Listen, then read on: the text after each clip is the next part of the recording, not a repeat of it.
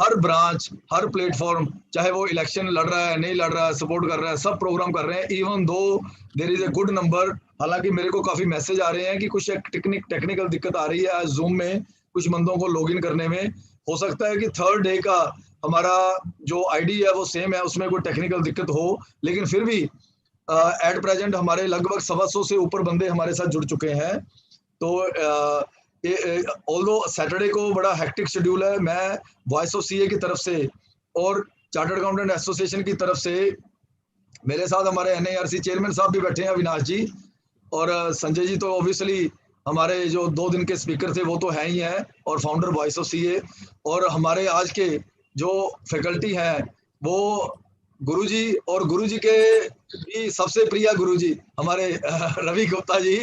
तो कल इनके आशीर्वाद से हम इनकी ब्लेसिंग्स भी लेके आए हैं, जो इनकी किताब भी रिलीज करके आए हैं। पहले हम बत्रा जी को कहते थे कि किताब रिलीज करने का 5 लाख, अब इनको 2.5 लाख का बिल दे आए हैं, गुरुजी को भी और इनको भी, कि भाई किताब रिलीज कर दी है आपकी। आप म्यूट है सर भैया, आप म्यूट है रवि जी, उल्टा ना पड़ जाए। रवि जी अनम्यूट करो अपने आप को, अनम्यूट करो। हाँ जी सर, मैं बता रहा था इनको कि पेमेंट ये सर एडवांस में ले जा चुके हैं। बिल तो बाद में आया है। तो मैं सबका स्वागत करता हूं। गुरु अश्विनी गुरु ही होता है। तो वॉइस ऑफ सीए की तरफ से मैं सबका इस प्रोग्राम में स्वागत करता हूं। ये वॉइस ऑफ सीए का बड़ा अच्छा इनिशिएटिव है कि मेंबर हमारे जुड़ रहे हैं, और आज तक का हमारा रिकॉर्ड रहा है कि फर्स्ट 15 मिनट में वो कुछ ना कुछ दिक्कत के कारण 10-15 मिनट लग जाते हैं, तो मेंबर हमारे अभी जुड़ रहे हैं। तो ये एक बहुत अच्छा इनिशिएटिव है। वॉइस ऑफ सीए ने सबसे पहले लिया जब फेसलेस स्टार्ट हुआ। आप सब जानते हैं कि फेसलेस में आज की डेट में सिर्फ ड्राफ्टिंग की ही वैल्यू है। पहले वाला काम नहीं है कि कोई पेपर दे आए, कोई ले आए, बाद में लेटर दिया है, लेटर चेंज कर दिया, अब जो गया सो गया। तो पहली बार में ही आपको ड्राफ्टिंग स्किल के हिसाब से अपील भी तैयार करनी पड़ेगी, असेसमेंट भी तैयार करनी पड़ेगी, और वो काम जो आपने असेसमेंट में किए हैं वो long way till supreme court appeal तक काम आएंगे। तो इन्हीं चीजों को ध्यान में रखते हुए हमने वॉइस ऑफ सीए में ये इनिशिएटिव लिया। कल मैं अशोक बत्रा जी के पास बैठा था, तो संजय जी ने कहा कि हम सिमिलर कोर्स जीएसटी पे भी लॉन्च करें। तो बत्रा जी से बात हुई है, तो वो कहते हैं कि 2 दिन का कोर्स बनाएंगे कि जो आपको जीएसटी में और सर्विस टैक्स में जो शो कॉज नोटिस आते हैं उनका प्रोसीजर क्या है, उसके बाद एडजुडिकेशन कैसे होती है, देन उसके बाद अपील में किन चीजों का ध्यान रखना है, वो उसमें भी हम ड्राफ्टिंग के ऊपर 2 दिन का जीएसटी का कोर्स लेके आ रहे हैं। उससे पहले वॉइस ऑफ सीए का 12 तारीख से जीएसटी का इंडस्ट्री वाइज कोर्स है। ये भी first time voice of CA ने अनाउंस किया था कि जीएसटी के कोर्स हम बहुत करवा चुके हैं, लेकिन इंडस्ट्री वाइज कभी किसी ने नहीं करवाया था। इस बार हम बहुत इंपॉर्टेंट इंडस्ट्रीज 4 दिन में लगातार 12, 13, 14, 15 को कवर करने जा रहे हैं। उसके बाद फिर ये ड्राफ्टिंग वाला करेंगे जीएसटी का। उसके बाद सेकंड ट्रेंच में जो दूसरी इंडस्ट्री रह जाएंगी वो भी हम कवर करेंगे वॉइस ऑफ सीए की तरफ से। तो ये हमारे कुछ एक प्रोग्राम है। 16 को भी हमारा एक प्रोग्राम है जो internal audit with cricket, and 17 को भी प्रोग्राम है जो हमारा थिंक टैंक का है, जो पिछली बार इतना बढ़िया रिस्पॉन्स रहा। वो भी हम अभी अनाउंस करेंगे 17 का, क्योंकि थिंक टैंक का हमें बहुत अच्छा रिस्पॉन्स आया था। उसका भी हम पार्ट 2 करने जा रहे हैं।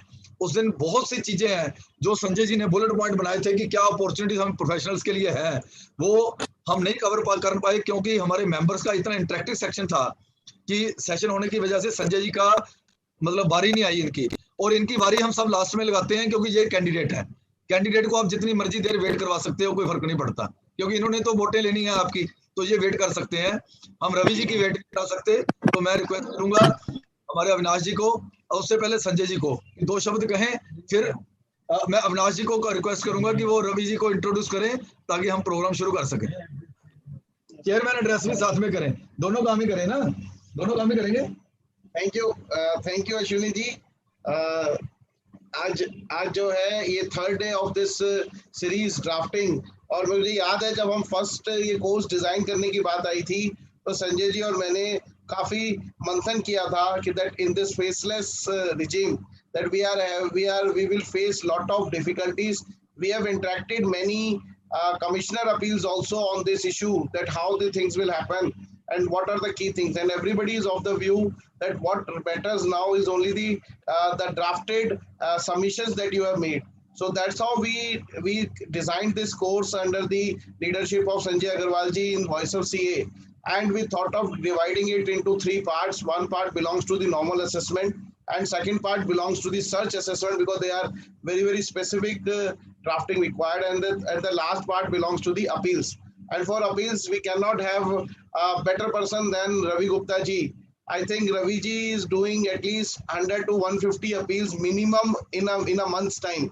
So every month he is doing that much appeal, and I learned a lot from Ravi ji only, because I am his student in college also, and after clearing my CA also I worked under him. So I know that for appeals we cannot have better person than Ravi ji. So it is my fortune that I have been given an opportunity to introduce Ravi ji for this webinar. So Ravi ji did his graduation and post-graduation both from Shri Ram College of Commerce. Then he did his LLB from Delhi University and MBA Finance from Faculty of Management Studies. After that, he joined SRCC and had a vast experience of teaching in SRCC. And I think a lot of students like me who have got this privilege to have Ravi ji as his teacher during his college time. So in 3rd year of my college, Ravi ji is here. Apart from teaching, he have a vast experience in delivering, dealing with the cases, search cases and appeals. So he is in practice also apart from this, and he is a visiting faculty to Company Secretary Institute, MDI, trade union, many trade and industry chambers, etc. So apart from that, the best thing he have a long list of books that he have published along with Dr. Girish Ahuja ji, our Guruji.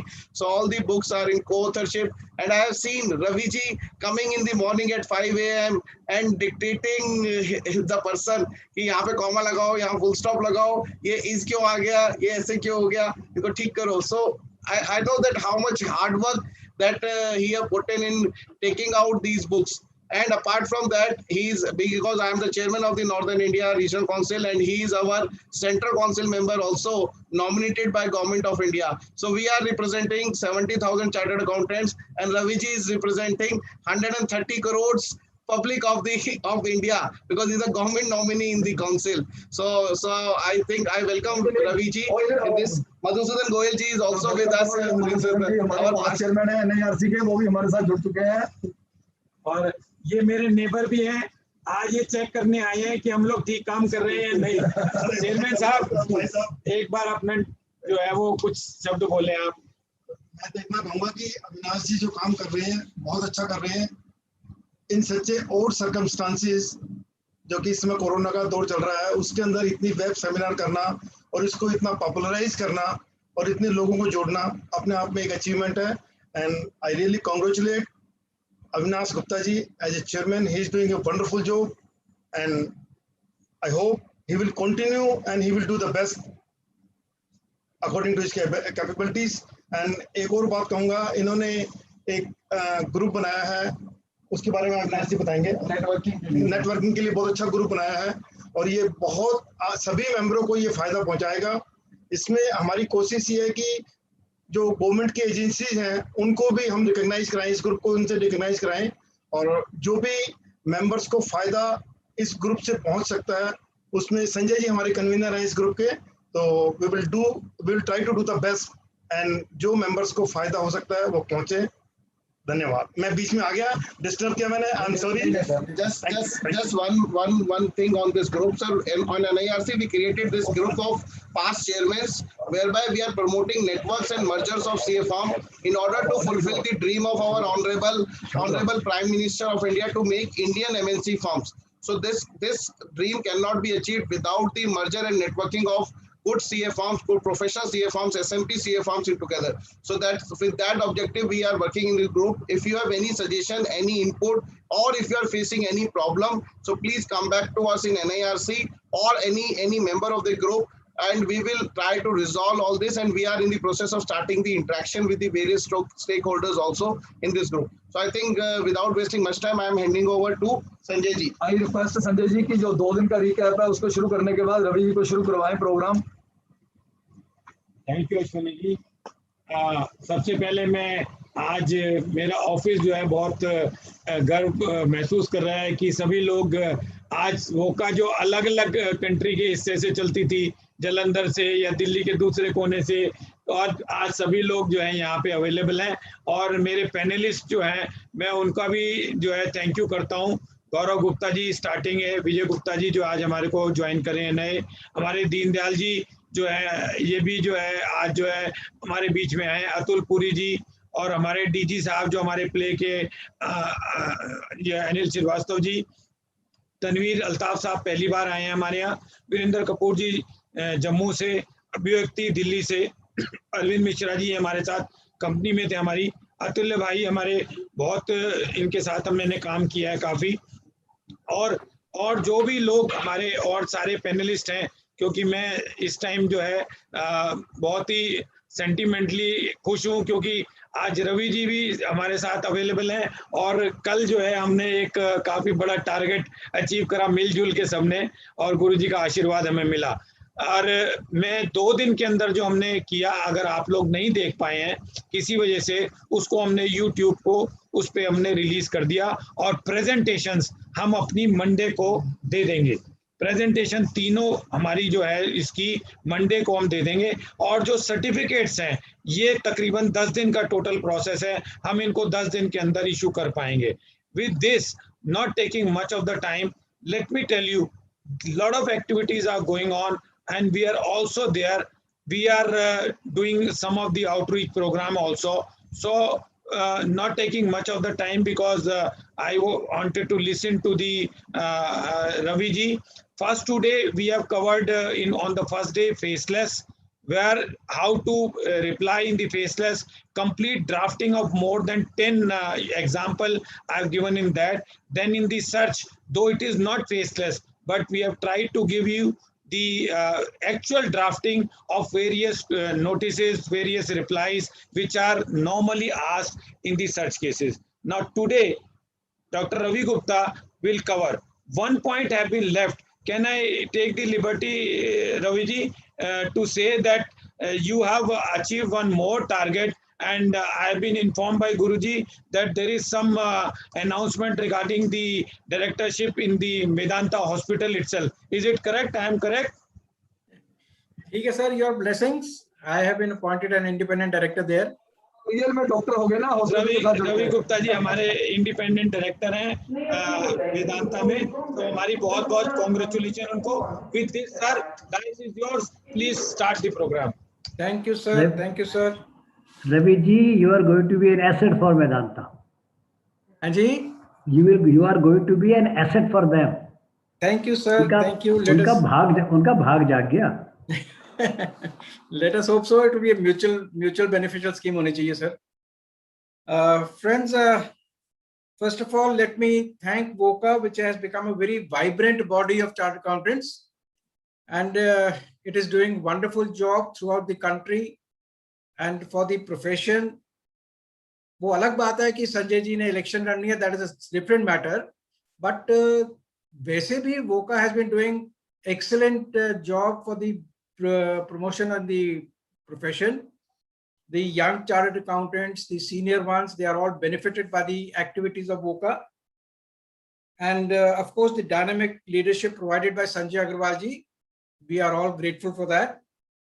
Today we have a lot of senior persons also with us joining here. CA Atul Puri ji, AK Srivastava ji, Gaurav Gupta ji, Tanveer ji. I am very happy that all of you have joined here. My very worthy student, CA Avinash Gupta ji, who is the chairman of the NRIC.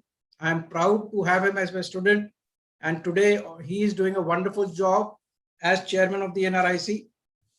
Our senior colleague, former chairman NRIC, Mr. Madhusudan Goyal, is here. We acknowledge his presence. We are grateful for his presence here today. Friends, this topic assigned to me is on drafting and presentation of appeals before the Commissioner of Appeals. I have a small presentation for you, which I will be showing to you. We will be covering the procedural aspect as well as the drafting aspects in this presentation. I have some model deeds, model letters also I have drafted, which are a part of this presentation. and I think they'll be helpful when I am preparing my appeals for the Commissioner Appeals. To start with, see, appeal is never a matter of right. In all proceedings, whether it is income tax proceedings or any other proceedings that I see under any other legislation, the right to file an appeal before an authority must be granted in that act, must be presented in that legislation. Then only you have a right to file an appeal. Right? Under the income tax also, we will see that there are some provisions which enable me to file the appeal before certain authorities, and in some cases there is no right to file an appeal before even the CIT appeal. If I go through the provisions, there are two sections which allow me to file an appeal before the Commissioner Appeals. The first is the 246A section, and second is section 248. 246A is the main section under which an appeal can be filed against various types of orders. I'll take you through that list also, against the orders which we can file before the CIT appeal. 248 section deals with a specific provision where an order has been passed under section 195. 195, as you know, deals with TDS on payments to non-residents. So under that provision, if an assessee has been asked to pay the tax and it disputes the applicability of section 195, then an appeal can be filed to the Commissioner Appeals under section 248. Otherwise, all other appeals lie under section 246A. Some of the important provisions under which the appeal is filed under 246A, if it is an order passed under section 143(1), 143(1), as you know, is an intimation from the department. Nowadays, it comes from it is a faceless thing, and you get it from the CPC. If there are certain adjustments which have been made, which you want to dispute, you can file an appeal straight to the Commissioner Appeals. Then, if an order has been passed under 143(3), scrutiny assessment, or 144, best judgment assessment, 147, search assessments under 153A or 153C, right? Now 153A, 153C, as you would know, are applicable only in respect of searches which have been conducted before 1st of April 21. After that, there is a sunset clause to these two clauses of 153A, 153C. Now all search assessments will be happening under section 148. So now there will be a new procedure, but against 148, there is already a provision for filing appeal. So I can still file the appeal to the Commissioner Appeals. Then under section 192CD, an order of rectification, order relating to refunds, penalty orders, all types of penalty orders are covered in the appeal to Commissioner Appeals. Then 201, 206C, all relating to TDS, TCS, wherever there are orders against the SSC, a right to appeal to the CIT appeal lies there. Then even under 170, where a person has been held responsible as a representative SSC on death of a person as a successor, and he disputes that, the appeal can be filed. So these are main orders where we have seen that we normally file an appeal to the Commissioner Appeals. Most of the cases, the bulk cases, are mainly in respect of assessments and penalties. So there the appeal lies to the Commissioner Appeals. Some orders which are not appealable, right? As I told you that the list of appealable orders has been given. Any order besides that, you cannot file an appeal. For example, an order passed under section 197(1). You apply for a lower deduction of TDS, which is not granted to you by the department. There is no provision for filing an appeal. Similarly, interest that is charged under section 220 for delayed payments, or an order refusing to grant you stay of demand. Most of these orders you will see are administrative in nature. So therefore, no appeal has been provided. Now, what is the remedy available to the SSC where no appeal can be filed to the Commissioner Appeals? In that case, the only option is file a writ to the High Court to show that the order passed by the administrative authorities is not correct, it is perverse, or the basic rules of natural justice have not been followed, opportunity has not been given, the orders are unreasonable. So on any of these grounds, you can approach the High Court, file a writ under Article 226, and the High Court can grant you relief. But there is no appeal provided to the Commissioner of Appeals.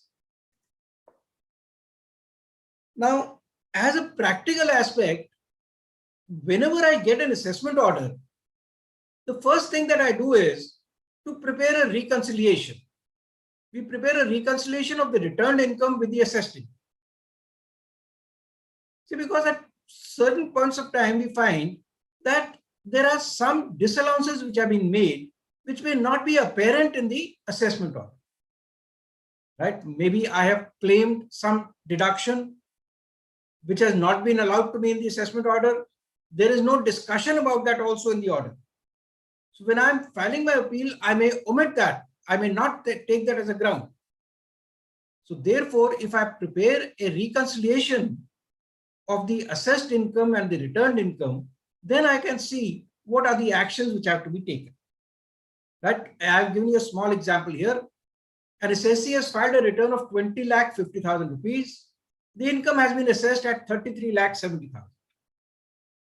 So I must see and analyze what are the additions or disallowances that have been made. So I find that there is a specific disallowance under section 68 of 10 lakh rupees. There is a disallowance of the commission that I have paid of 2 lakh rupees. So 12 lakh rupees he has specifically added. Then when I see the assessment order, I find that I had claimed a deduction of section 80C of 1 lakh rupee, which he has forgotten to give me. He has not even discussed that. So this is one aspect that I claim a deduction, he expressly disallows it. But here he has just omitted, he has forgotten to give that deduction. Similarly, I find that there is a totaling error of 20,000. So now these are the variances in my returned income and assessed income. So what do I do about this? Now, wherever there is a specific disallowance or an addition, I can file an appeal against that. Wherever there is a mistake, the addition or the disallowance is because of a mistake apparent from record, I may file an application under section 150. So against these two omissions of 1 lakh and 20,000 rupees, I can file an application for rectification. Against 10 lakh and 2 lakhs with a specific disallowances, I should file an appeal. As a matter of abundant caution, even when I file an application for rectification, I may add that as a ground in my appeal also. Later on, if the order has been passed, I get the relief under section 154, then at the time of hearing, I may present the order of rectification and withdraw that ground. Right? So this is a very helpful stage where I prepare a reconciliation of my returned income with my assessed income. The time limit within which the appeal is to be filed, normal time period we all know, 30 days of the date of service of the notice of demand. Right? Remember, it is not the period starting from the date of service of the assessment order. It is date of service of the demand notice. So there, normally we find that the demand notice and the assessment are both served together. Now they are served on the portal itself. So we are getting the same orders on the same date itself. But there could be some difference where notice of where the assessment order is given one day, the notice of demand reaches the assessee the next day. So period of limitation is from the date of service of the notice of demand. Under section 248, as we had discussed, if it is appeal under TDS of 195, then period of 30 days starts from the date of payment of the tax, which I have deposited under section 195. Right? Or if it is any other order, then it is the date on which it is served to the assessee, 30 days from that date. So I have to file the appeal within this prescribed time. When I'm calculating the period of 30 days, as I just told you, it is from the date of service of the order and the demand notice. If the demand notice is served on one day, and in many cases we find that, let us say in the demand notice, the interest was not included earlier, then I receive a fresh demand notice, then the period of limitation will start from the second demand notice that I received. Then under the new penalty provisions, where a penalty has been imposed, an opportunity is given to the cessee to seek immunity from the penalty, right, under section 278. If an assessee is seeking immunity, there are two conditions that have to be fulfilled. Firstly, he should not file an appeal against the order, and he should pay the tax within 30 days. If these two conditions have been fulfilled, then the assessee can apply for immunity from imposition of the penalty.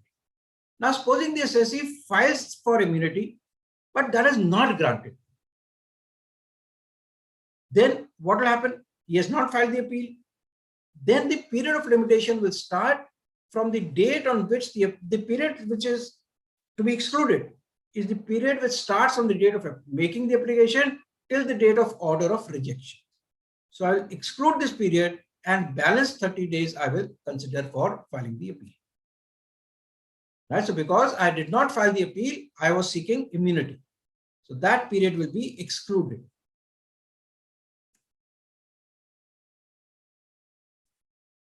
If I could not file the appeal within the time period of 30 days due to certain reasons, due to certain reasonable circumstances, I may apply for condonation of the delay in filing the appeal. Right? Section 249, subsection 3 specifically grants me this right that I can apply for condonation. Right? I must have sufficient cause for not filing the appeal within the due date. There may be many reasons. There are a lot of decisions under which it has been held, the circumstances which have been specified where an application can be filed for condonation. Normally, when you file an application for condonation of the delay, you have to specify these circumstances, and preferably you should attach an affidavit along with your application specifying the reasons why which the application could not be, the appeal could not be filed, and swear those facts on an affidavit. Right? This order, if the CIT appeal accepts your appeal, even after the delay, he condones the delay, then of course you have a right to that appeal. Supposing he rejects your application for condonation, then that order of rejection is also appealable. So I can file an appeal to the tribunal against the order of rejection of my condonation application also. Some of the circumstances where condonation of delay has been held to be acceptable, right? Some of the factors which are taken into consideration, the quantum of stakes involved, the importance of the issue raised, right? These are some of the relevant considerations before the CIT appeal while considering your application for condonation. Or there are some cases where there is a subsequent decision of the Supreme Court or the jurisdictional high court, which was not there earlier. After maybe 3 months or after 6 months of my receiving the assessment order, there is a Supreme Court judgment which is in my favor. Now, based on that Supreme Court judgment, I want to go in appeal. So I can cite that decision and file an application for condonation. That condonation should be granted. Then in some cases, the assessee may be filing some alternate remedies. He may be seeking some alternate remedies, not successful there. He might again come back to the stage of CIT. That can also be considered as a ground for condonation of the delay. I have given the relevant cases also. These might be helpful. We can have a look at these case laws. Some other cases also I have mentioned here. In the presentation, these case laws have been given. So for the benefit, wherever we find, we can use these cases. The fees for filing the appeal, the standard fees has been prescribed depending upon your total income which has been assessed. Right? It is 250 to 1,000 rupees, up to 1 lakh rupees, 250, 1 lakh to 2 lakh, 500 rupees, about 2 lakh rupees, 1,000. Now here you will see that the fees that you have to pay is dependent upon the total income which has been computed. It is not based upon the addition that has been made. So if you file a return of, let us say, 50 lakh rupees, the ITO makes an addition of 50,000 rupees. So addition, the total income assessed is 50 lakh 50,000. You want to challenge that 50,000 rupees addition, it will be taken as fees will have to be paid of 1,000. So this is with relevance to the income computed, not with reference to the disputed income. Right? Then with the subject matter of appeal is any other matter than ABC, it is not based on assessed income, then the fees is only 250 rupees. So in case of penalty order, I'll pay only 250 rupees. If there's assessed loss, I will pay only 250 rupees of fees.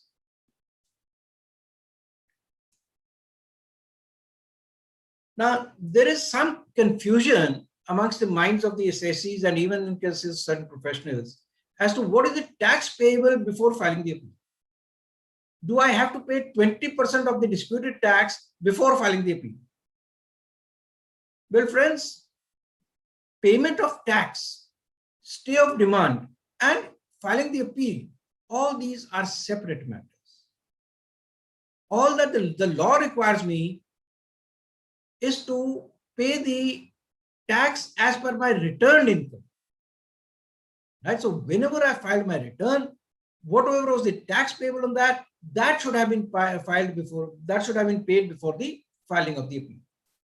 Not tax on the additions made.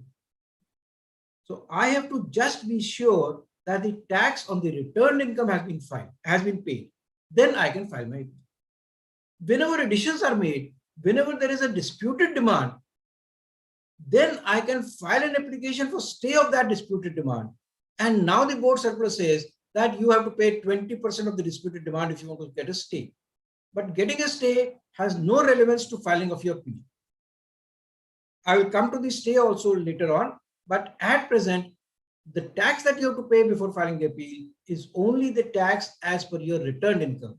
And in 99% of the cases, that would have been paid when you file the return also. Even here also, some exceptions have been given that I may file the appeal even if I have not paid the tax on the returned income, if there are good and sufficient reasons.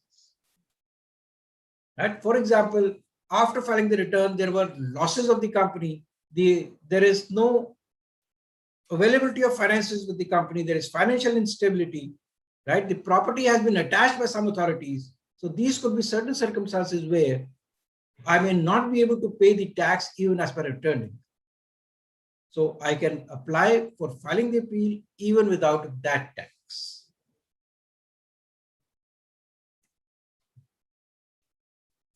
The procedure of filing the appeal. The appeal is to be filed in form number 35. We all know that it is to be filed electronically, and all the details I have to check. The PAN number, address, phone number, email address, all these become all the more relevant because now all the communication is according to these details. So I must ensure that I fill in the correct details in the form 35. The assessment year, etc., have to be selected very carefully. Right? Because if I select a wrong assessment year, then especially in the system of faceless assessments, faceless appeals, this will create a lot of problem for me. So when I'm filling in my form 35, I must fill in these details very carefully. Right? The details of the order appeal against. Right? If it is an order under 143, is it an order under 153A? Is it an order under section 154? So those details have to be filled in very carefully. The details of the order, the DIN number, the document identification number, the date of order, date of service of the order, all these are very relevant details.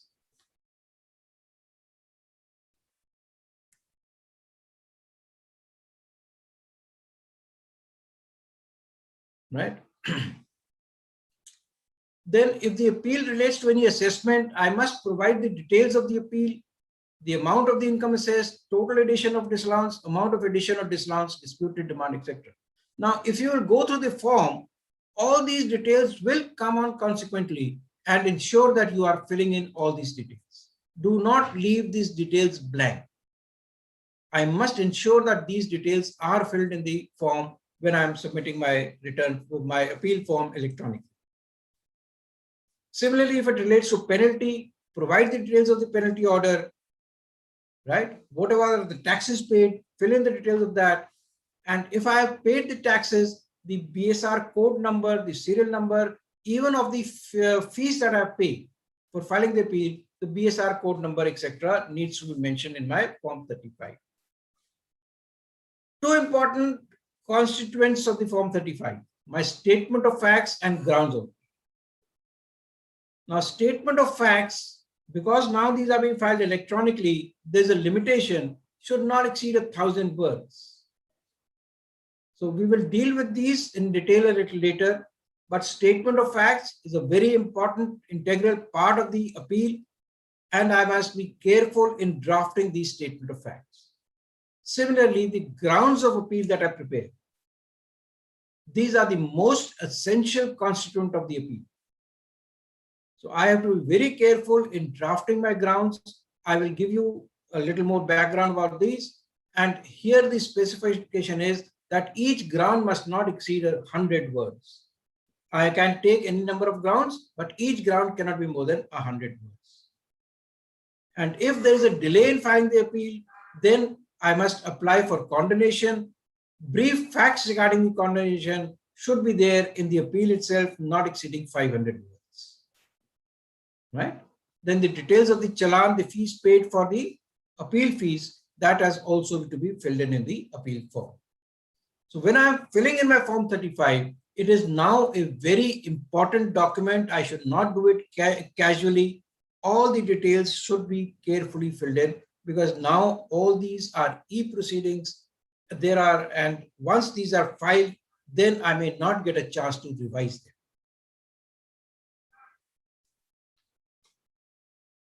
Then when you submit the form electronically, be careful that the Form 35 does not accept special characters like percentage and hashtag, right, brackets, etc.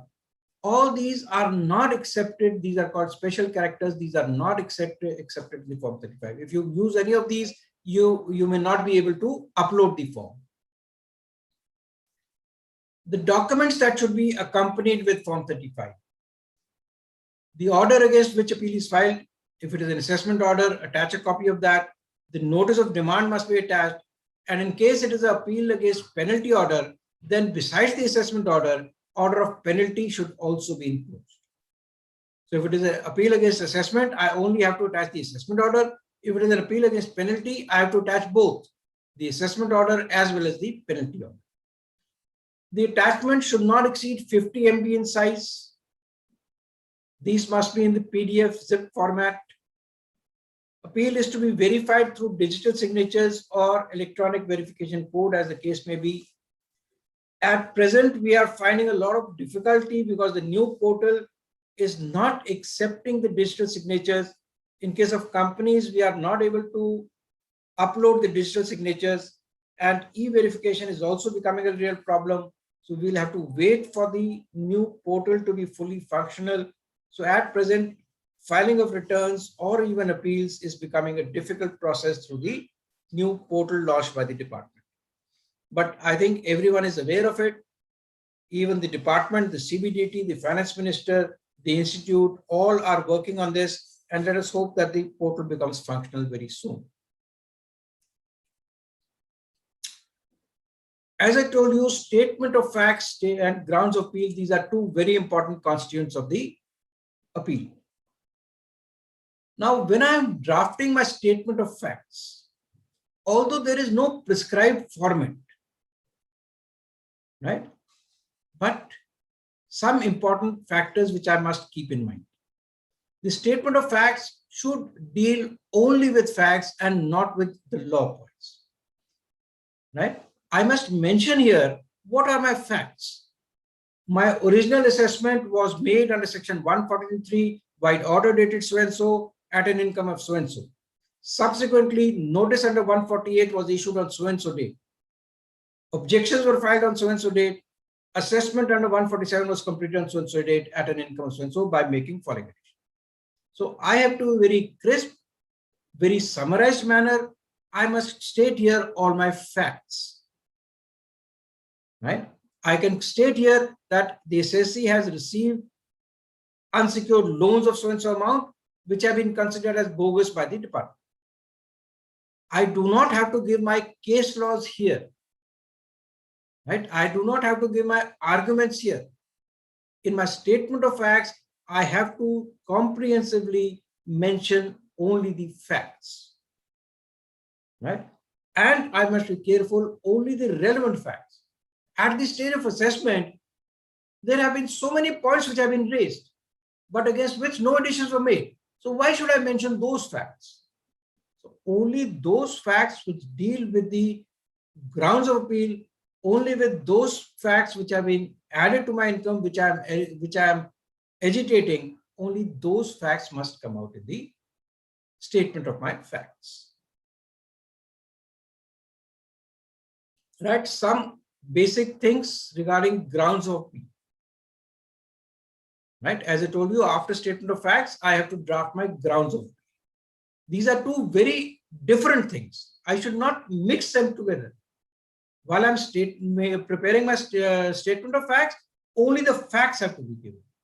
In my grounds of appeal, I have to be careful that I am raising those issues which I want to agitate.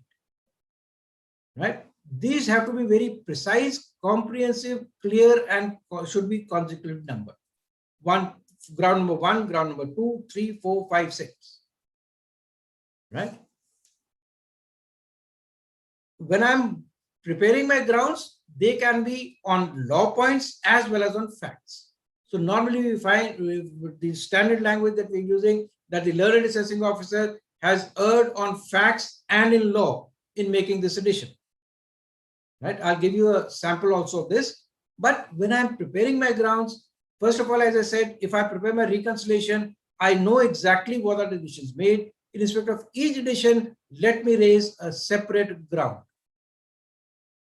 Right? That will help me, and the ground should normally be in the same order in which the additions have been made in the assessment order. So that when I'm arguing my appeal, I go through the assessment order and I go through my grounds of appeal also. So if they are in that order, it becomes easy for you to argue your appeals before the Commissioner of Appeals. Right? As I said, for each addition, try to raise a separate ground of appeal. It will facilitate you in preparing your arguments and in presenting your appeal.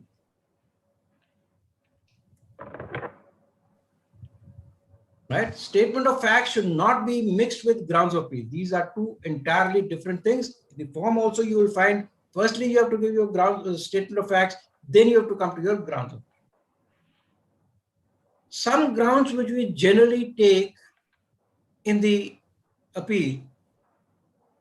Lastly, at the last we come to this point that appellant craves leave to add, alter, amend, withdraw any grounds of appeal before or at the time of hearing of the appeal. Right? This is a leave to add any grounds which I may have omitted while taking my grounds of appeal in the form 35. Right? I should, as far as possible, try to avoid a repetition of the same ground. Right? We have found that in many cases what people do is the same ground in different language, they will try to insert that at 3-4 places. Right? And sometimes my grounds of appeal run into maybe 20 points, 25 points, although there are only 2 additions. So in that case, the Commissioner of Appeals would ask you to redraft your grounds. So let the grounds be as crisp as possible and as short as possible. Levy of interest per se is not appealable. See, if I want to say that interest of 5,880 rupees has been wrongly charged under 234A. Now, quantum of interest is not appealable, but the levy of interest can be appealable. So my ground of appeal will only say that the learned assessing officer has erred in levying interest which is not charged. That can be a ground of appeal. Right? Levy of interest can be challenged. I can generally take up 1 or 2 more general grounds like opportunity of being heard, principle of natural justice now being followed. So I can take a general ground which might help me later on. So 2-3 grounds I generally would like to add in my grounds of appeal. One is a leave to add alter grounds. and secondly, opportunity of being heard and principle of natural justice not being followed. Right? I have given some draft grounds of appeal here. This presentation will be shared with you, so you can just go through these grounds. See, this is basically a ground where an order has been passed under 147. So here, first of all, I would like to challenge the reopening of the assessment itself. So I challenge that 147. There could be various grounds on which I challenge 147. It could be that the assessing officer has no valid material to open my assessment. It could be that the reopening is based upon change of opinion. Right? It could be based on borrowed satisfaction. There are plenty of case laws now on 148. Right? So whatever grounds are relevant for me, I could take that and challenge the reopening of 147 per se. Then coming to the quantum also, then I've said that the assessing officer has erred on facts and law in making addition of 8 crore 30 lakhs under section 68 of the Act, ignoring the facts of the case as well as the submissions of the assessor. Now, in many cases, what happens in case of unsecured loans, etc., the assessee furnishes so many documents. The assessee would furnish the confirmation from the party, the bank statement, the income tax returns, the PAN numbers. All these documents are furnished by the assessee. The assessing officer just ignores all these. And he says that I have a statement recorded from one person who has accepted that he's an accommodation entry provider, and therefore on the basis of that he makes the decision. So therefore this becomes an important ground that I have furnished all the information. The income tax officer has not found fault with any of them and has merely ignored my submissions. Right? Then the assessing officer has erred on facts and law in completing the assessment on basis of assumptions and surmises, totally ignoring the facts of the case. Now we have plenty of cases, even Supreme Court saying that suspicion, however strong, cannot replace evidence. And in many cases you will find that the assessing officer frames an order merely on suspicion. Right? So therefore that can be a ground of appeal itself. So if you go through these grounds, you say, of course, you'll have to draft your grounds depending on the facts of each case, depending upon the assessment order passed. There cannot be a standard ground of appeal for everyone, but some of the grounds which I can take, I've just tried to enumerate here. Then coming to the question of stay of demand. So once an assessment has been made, a demand has been raised, the assessee files an appeal. Now, filing an appeal does not automatically stay the grant, does not grant you an automatic stay of the demand. For that, you will have to apply to the assessing officer separately. Otherwise, the assessing officer will be within his rights to start the recovery proceedings against you. Now, there is a board circular in 2016 where we have said that if 20% of the disputed tax is deposited by the assessee and the first appeal is pending, then the assessing officer should normally grant you the stay of the balance demand. That's why assessee is required to pay 20% of the disputed tax. In some cases, you find that this 20% of the disputed demand may also be a huge amount. Right?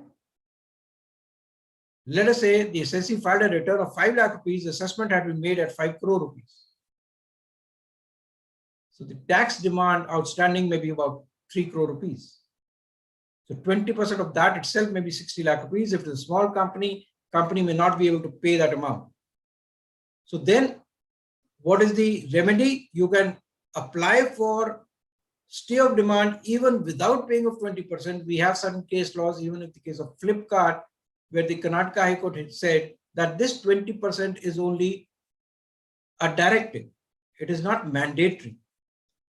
So therefore, if you can justify these circumstances that payment of 20% is too huge, the assessing officer may grant you stay even on payment of lesser amount. Right? Then there is a requirement that the stay application should be disposed of normally within 2 weeks. Right. Now, what can be various grounds for seeking stay? Paucity of funds, right? Merely saying that I have filed an appeal, please grant me a stay, that is not your right. 20% you pay, yes, the board circular says you must get a stay. But if, let us say, you do not have even that 20%, then you can still argue that I will pay only 5% or 10% and stay may be really granted. Does the commissioner appeal has that power to grant you stay? Legally, yes. There are some decisions which have also held that the commissioner appeals can also grant you stay, but we have seen that rarely is that used. No commissioner appeals normally grants you the stay. So you have to go to the administrative commissioner only, to the assessing officer, the joint commissioner, and then the administrative commissioner to seek that remedy of stay.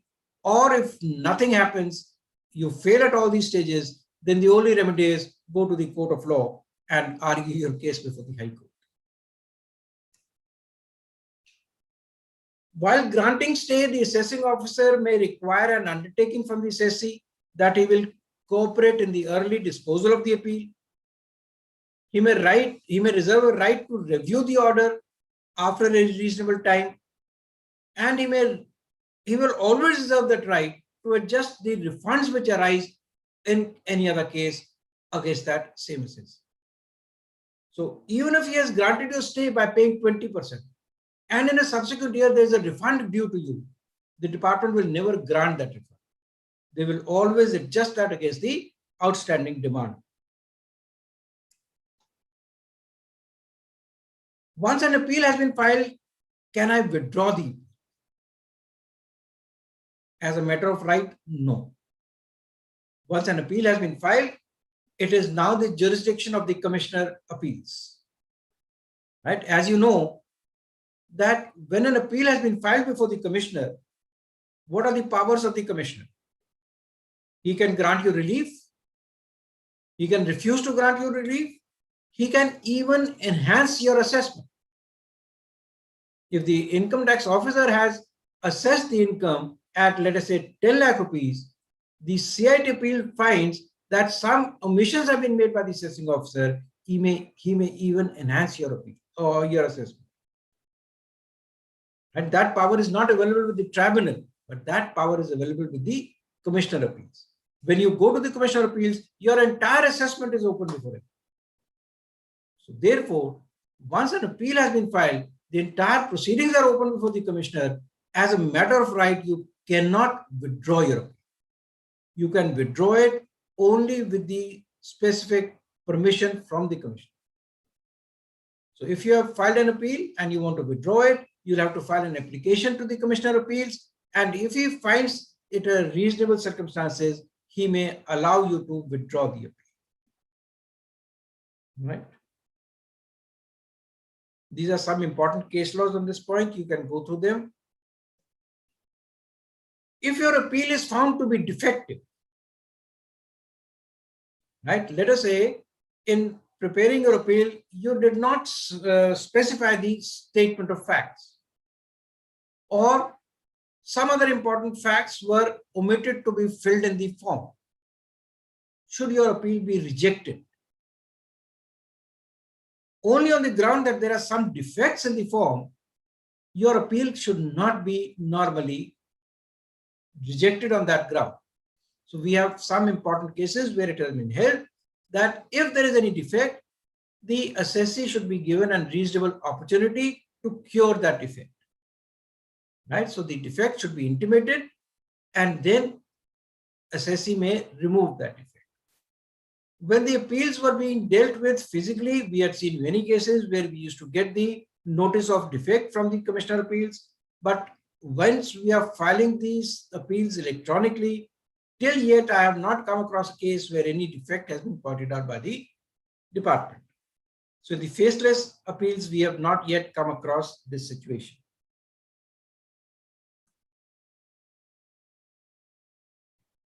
Filing of additional evidence before the commissioner appeals, a very important point. So normally, when you are facing the assessment proceedings, it is very imperative that whatever evidence you want to file against your claim, you must try to file all that evidence before the assessing officer. Right? If it is a case of, let us say, bogus sales, bogus unsecured loans, whatever evidence you have, file your confirmations, file the bank statement, file the ITRs at the stage of the assessment itself. Even if you have to file an affidavit, affidavit is also an important piece of evidence. File that before the assessing officer. Because see, once an assessment has been made, then at the appellate stage, it becomes very difficult for you to submit a fresh evidence, some evidence which you had not filed before the assessing officer. Right? However, we have Rule 46A, under which there are 4 circumstances given where additional evidence can be filed by the assessee before the Commissioner Appeals. And normally we have seen that the Commissioner Appeal is inclined to accept your additional evidence. He will send a copy of that to the assessing officer, invite his comments on that additional evidence, and then he might accept it. Provision for additional evidence is there in the faceless appeals also. The procedure has been prescribed, but yes, there is a procedure against which I can file the additional evidence in the new procedure also. These are the 4 circumstances mentioned in Rule 46A, under which you can file the additional evidence before the Commissioner Appeals.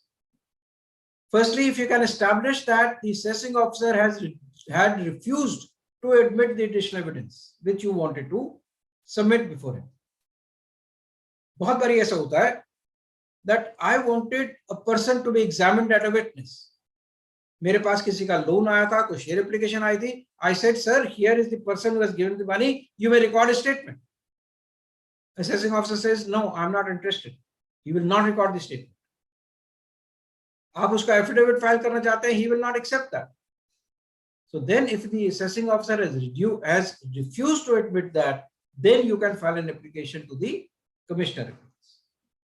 Secondly, where you were prevented by sufficient cause from producing the evidence. आपने confirmation के लिए लिखा, assessing officer ने last के 10 दिन में आपसे मांगा confirmation, you had written to the party for seeking confirmation. When the confirmation came, by that time assessment was completed. So you did not have sufficient time.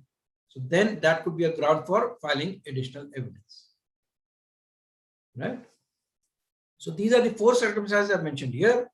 If you fall under any of these 4 cases, then only you will be allowed to submit your additional evidence. So try to fit your case under any of these 4 circumstances and then file an application to the Commissioner. I will give you a draft here of an application which we file for additional evidence. Right? Briefly mention the facts of the case. Then here is a prayer that these are the documents that I want to file, attach them in a separate paper book, say that they are very important for decision in the appeal, that they go to the root of the matter, and specify the circumstances, the 4 circumstances in which you fall. That here I've written that the assessee was prevented by sufficient cause for protection of the above evidences before AO. Then there are some case laws which we mentioned where it has been held that the Commissioner Appeal should normally, if I fall under any of the 4 circumstances, should normally admit my additional evidence. Right? So I have just given you a draft here. You can modify this according to the facts and circumstances of your case. Filing of additional grounds before the Commissioner Appeals. Right? As I said that when I'm drafting my grounds, there also I should try to take all possible grounds against the additions which have been made. But circumstances do arise where I may need to raise an additional ground before the Commissioner. After having filed Form 35, there might be a change in the case laws. I have certain cases in my favor which are not there earlier. I have not taken that as a ground. Now I want to take that. So if there are reasonable circumstances, I may be allowed to file additional grounds of appeal before the commissioner. In this case also, the commissioner would like to first refer it to the assessing officer, take his comments on that, and then he may admit your additional grounds. Right? One of the cases that we were filing additional ground was, see, now we had certain case laws in the recent years where in case of penalty orders, it was said that if the assessing officer does not strike off in the penalty order, whether it is a case of concealment of income or furnishing of inaccurate particulars, there are two defaults for which the penalty can be levied. So if it does not strike off, which is relevant, then the penalty notice itself was held to be invalid. Now those cases came later on. I might not have taken that ground earlier. So now I would like to raise that as an additional ground. So wherever there are change in facts, circumstances, I may file an application for additional grounds. Here again, I have given you a draft of filing of prayer for admission of additional ground. NTPC case is a popular case of the Supreme Court where additional grounds have held to be admissible. So I cite that case also, and I give my additional grounds. See, when I'm filing an application for additional grounds, one thing that I should keep in mind, this application should be filed by the person who is competent to sign Form 35 itself. It should not be signed by normally the power of attorney holder. By the counsel, it should not be signed, because this is also now a part of the Form 35. So ensure that this is signed by the appellant. Briefly talking about the procedure and hearing the appeal. Now, when I'm arguing my case before the Commissioner of Appeals, we normally prepare my submissions and also file a paper book. What is the purpose of the paper book? All the documents that I want to rely upon, I should give that in the form of paper book, which is serially numbered, so that I can, while preparing my appeal, see, now when you are submitting your arguments, it has all to be in the electronic form. They have to be on a faceless platform. You just have to upload your arguments. You might not get a chance to argue it personally, although you can make an application that you want to argue the appeal personally, but what will be the fate of that application, we still don't know. So you should prepare your arguments in a written form. And when you are in your arguments, when you are relying upon certain documents, you must mention the page number of your paper book where that document is attached, so that whoever commissioner is going through your arguments can easily go through those pages also upon which you are relying as evidence. So please prepare a concise paper book. Whatever documents you are relying upon, please attach that in the paper book. Have it neatly typed in the form of a paper book, serially numbered. The CIT appeals normally fixes a date and place for hearing. Now there is no place, but date is normally also, we are still receiving notices from the Faceless Proceeding Center where the date is mentioned. You are required to upload your arguments before that date.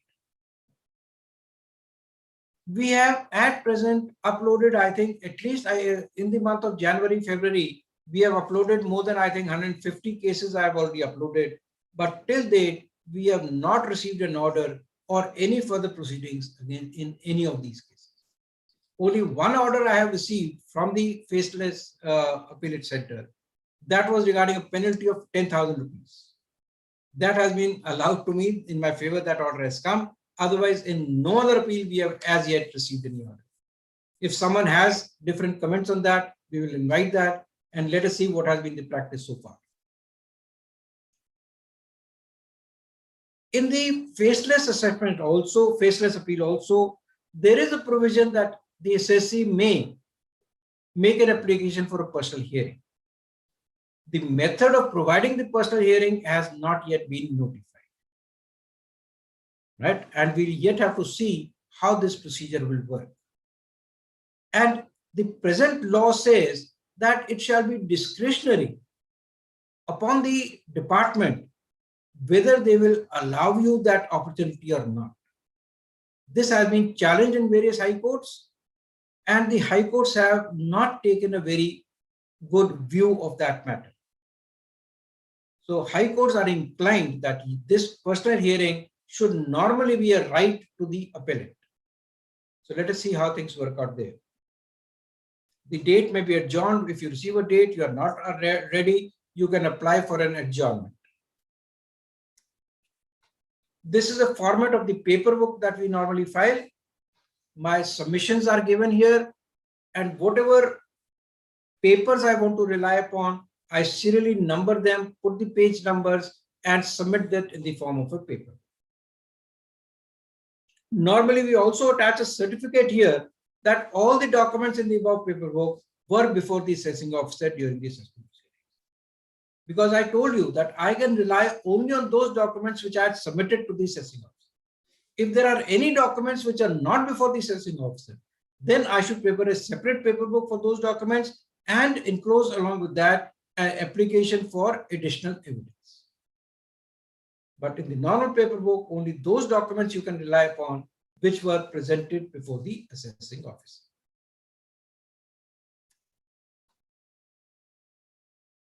Then when I am preparing my arguments before the Commissioner of Appeals, what judgments can I rely upon? Right? When I am preparing my arguments before the Commissioner of Appeals, I have to argue on two aspects. Firstly, I have to argue on the facts of the case. I will say that this was the query raised. I have during the assessment proceedings provided so and so documents. Secondly, I'll have to base my arguments on the case laws. Right? Whatever are the relevant case laws, I'll have to select those and make them a part of my arguments. Whatever are the decisions of a Supreme Court, they are binding on all authorities in India, including the Commissioner of Appeals. So any judgment of the Supreme Court which is relevant in my case, that is binding on the Commissioner of Appeals. However, you will see that when the Commissioner of Appeals is framing his order, although I cite a Supreme Court judgment, he will try to wriggle out of that. They may not easily accept even the Supreme Court judgments. Right? There's a popular judgment of Andaman Timber where the Supreme Court has said that if there is any statement recorded of a person and opportunity of cross-examination has not been allowed, then that statement cannot be taken as evidence. However, day in, day out, we find that the assessment orders are based upon statements which have not been cross-examined. And even at the stage of Commissioner of Appeals, if I raise these arguments, even the Supreme Court judgment, they just brush that aside and they proceed to dismiss my appeal. However, the law says that Supreme Court decisions are binding, jurisdictional High Court judgments are binding on the Commissioner of Appeals, even the ITAT, jurisdictional ITAT judgments are binding upon the CIT. Right? If there are conflicting judgments of two high courts or two tribunals, then the jurisdictional orders should prevail. Right? And if there are different judgments on different dates, then the latest judgment should have more persuasive value. Right? So this is the order in which the binding effects of the judgments are there. Normally, the cases are heard in the sequence in which the appeals have been filed. However, if there are circumstances, you may make an application for an early hearing of the appeal also. Right? Some of the cases where you can file an application for an early hearing could be that there's a pressure from the department for payment of demand. Right? Or if it has already been considered, the same matter in earlier years have already been decided by the Commissioner of Appeals, then you can always take up a plea that this is a covered matter and therefore may be heard early. Or if it is covered by any circular or notification issued by the department after the appeal has been filed, and you can show that your case is squarely covered by the circular. This is the power of enhancement of the Commissioner of Appeals, which I am referring to. This is again a very dangerous power given to the Commissioner. As I told you, when you go to the Commissioner of Appeals, your entire assessment is open before him. He is a super assessing officer. So even if the assessing officer has not touched upon certain things, the Commissioner of Appeals has the power to enhance your assessment. although certain case laws have held that this power of enhancement is restricted only to those points on which the assessing officer has made an addition. If there is some source of income which has not been touched by the assessing officer, the commissioner may not be able to assess that as your income. But these are again disputed decisions. We have decisions on both sides. These are some case laws which I have given to you regarding the power of enhancement of the commissioner appeals. Depending upon your facts of the case, you can pick and choose which order suits you. Some important concepts that I would like to explain to you, which we can normally take up in the stage of the appeals. One is a peak theory. Right? Peak theory is a very important aspect. Normally, when there are unexplained credits and debits which are found, like supposing there's a search on a person and some unaccounted bank account is found, undisclosed bank account is found. Now, in that bank account, there are certain deposits and there are certain withdrawals, which have not been forming a part of my regular books of accounts. So what would the department normally do? The assessing officer, he will add all the deposits and also add all the withdrawals. He'll say withdrawals are unexplained expenditure, deposits are unexplained investments.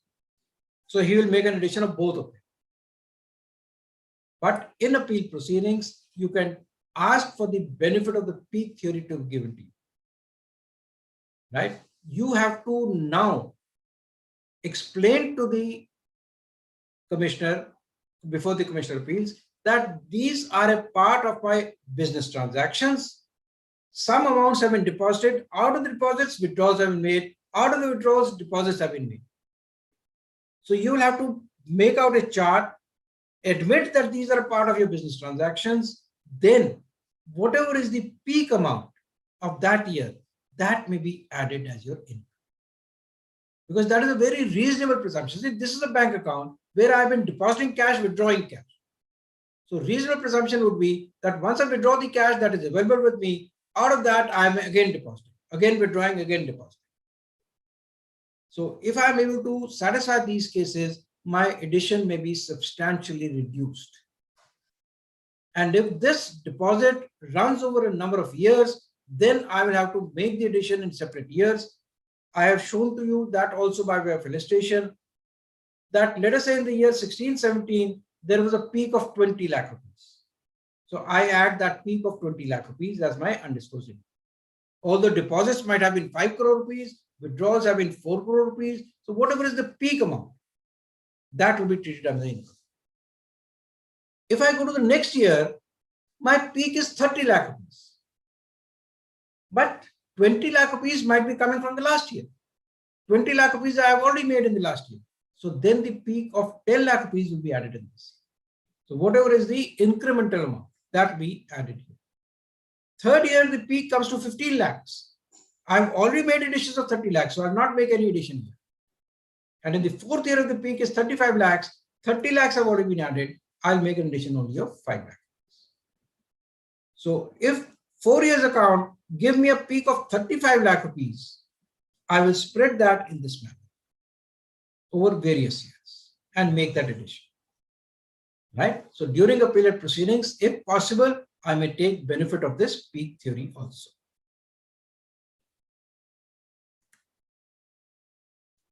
Another important concept is of telescoping. What is this principle of telescoping? See, in earlier years, some additions have been made in my case, and these might be ad hoc disallowances, which I have not challenged. Right? 20% of my expenses were disallowed by treating them as personal expenses. 50,000 rupees addition was made on the ground that some vouchers have not been produced. Because the amount was small, I did not want to challenge it, so I have not challenged it. In the subsequent year, an addition is made, let us say, for unexplained investment. When this addition is made, I can always take a ground that this addition is out of those additions which have been made in the previous years, which I have not challenged. See, when an addition is made to that your income, that also represents your income. I have not taken benefit of that income, although I have paid the tax on that. So now under this telescoping theory, I can take the advantage of those intangible additions made in the earlier years.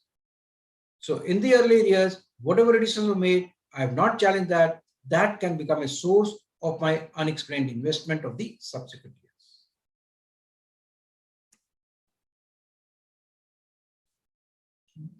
We are coming across a lot of cases now where this concept of a double addition can be used.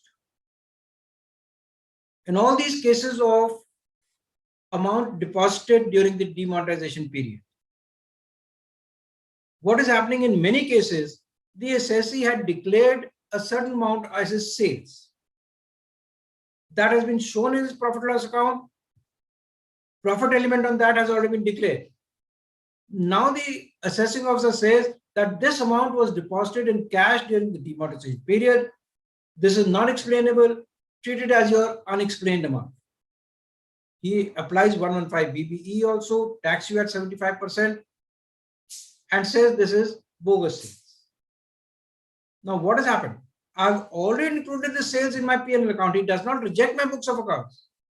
He accepts the books of accounts, still makes the addition on account of bogus sales. So I can always take this ground that this is a case of a double addition. I have already declared that as my income. Now you are again treating that as unexplained.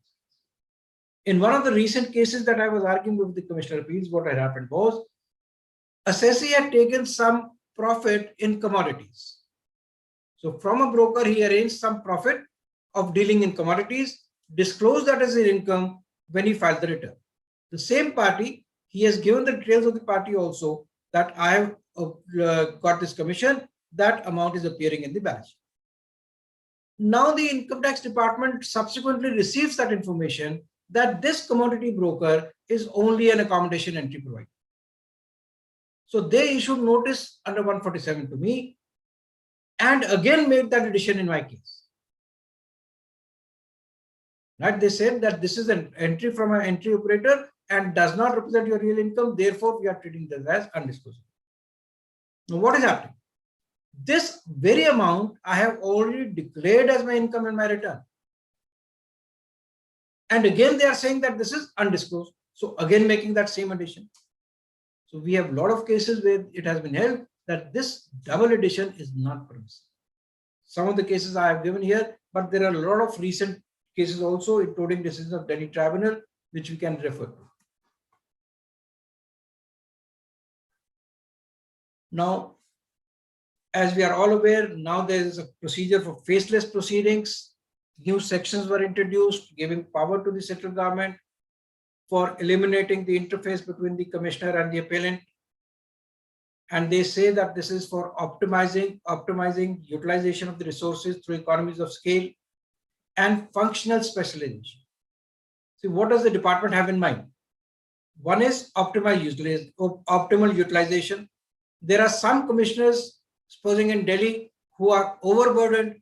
There are some commissioner appeals in cities like Guwahati, where there are hardly any appeals. So they said that now we will have an optimal utilization because we will spread the work to different CITs across the country, irrespective of their jurisdiction. And then they said they may also consider functional specialization. In this case, what they can do is all appeals of international taxation may be designed to some commissioner. All appeals pertaining to search and seizure, they are at present not even faceless. They are still being heard in a physical manner. But all appeals may be, let us say, pertaining to transfer pricing may be centralized with certain CITPs. So who have specialization in this field. So this was the purpose that they have said. And this, they said, will be a dynamic jurisdiction.